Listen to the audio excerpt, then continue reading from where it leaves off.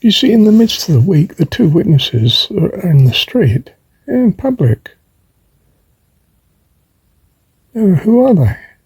The male and the female, the motherly and the fatherly. That's what Adam and Eve were to the people outside. They know God. They can speak of love.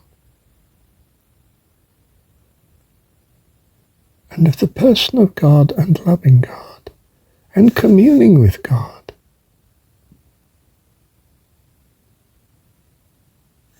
Wow.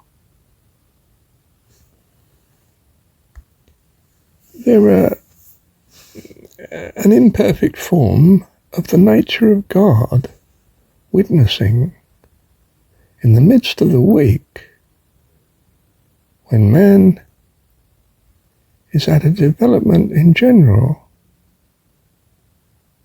that can start to hear, that can make that transition from, if you like, animal man to godly man. Those who have ears to hear, let them hear what the Spirit says unto the churches. Wow. Thank you, Dad. Look, these two witnesses are secularity and religion. They're two major opposites.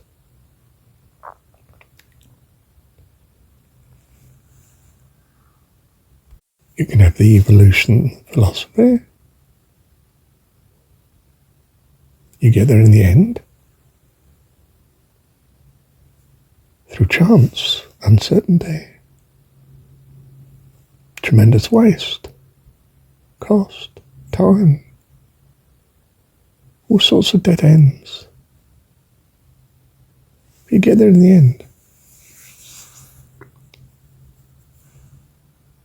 Just the end's a long way off. Could be a few million incarnations.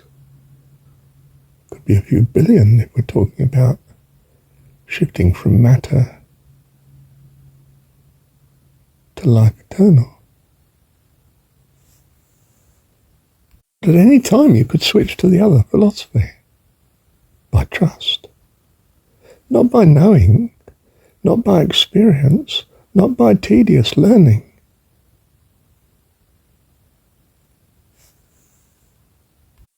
But by desire. I want to trust God. I want to trust in a loving God, able and willing to rescue me. I can take the long way. I can plunge into his embrace. I choose to trust God.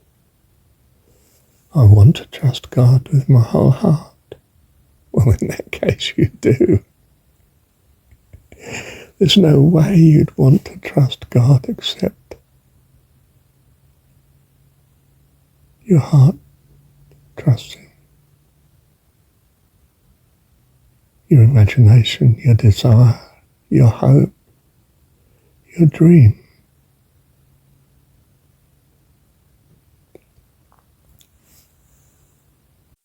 And God honors this. He encourages. He wants you to come to life eternal with all His heart. My goodness. Nothing can stop Him. He's God.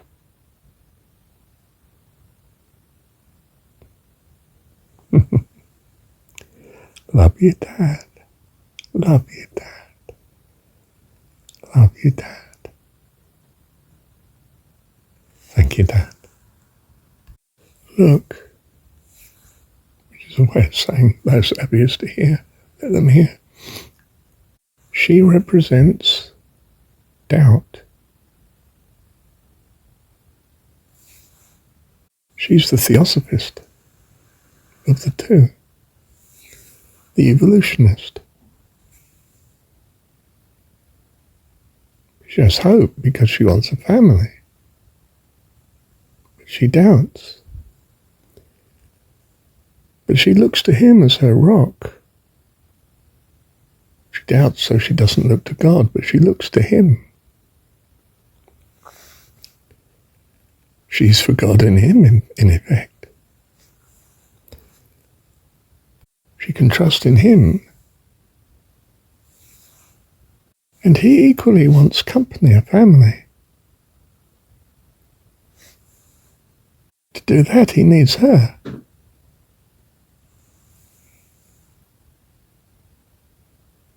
His desire is so strong, he puts his trust in her. Whilst they're both trusting, they have a marriage and they have a family.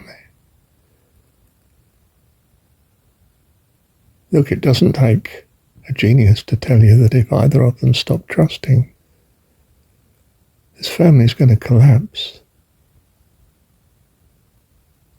That's why you have divorce, separation.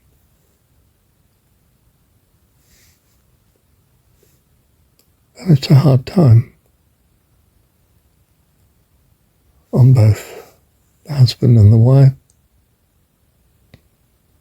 and the kids. So you're not going to do that, are you? I choose to trust. It's my sovereign right and I choose to take it. And it's the fact that I choose to take it that demonstrates to the whole universe and heaven that I'm a child of God.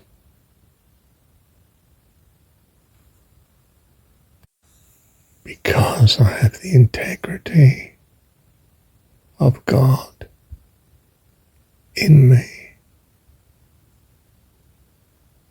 I am born of God. I choose to trust.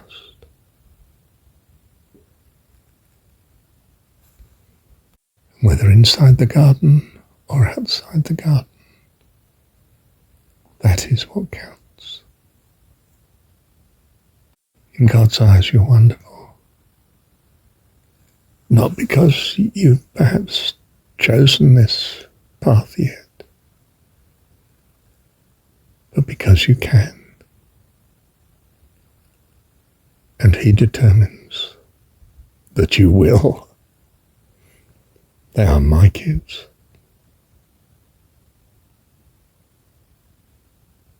Says God.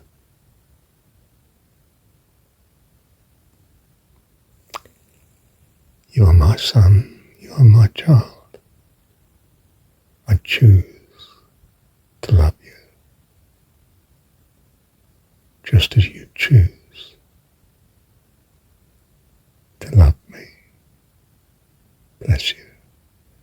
And you are blessed by me, God,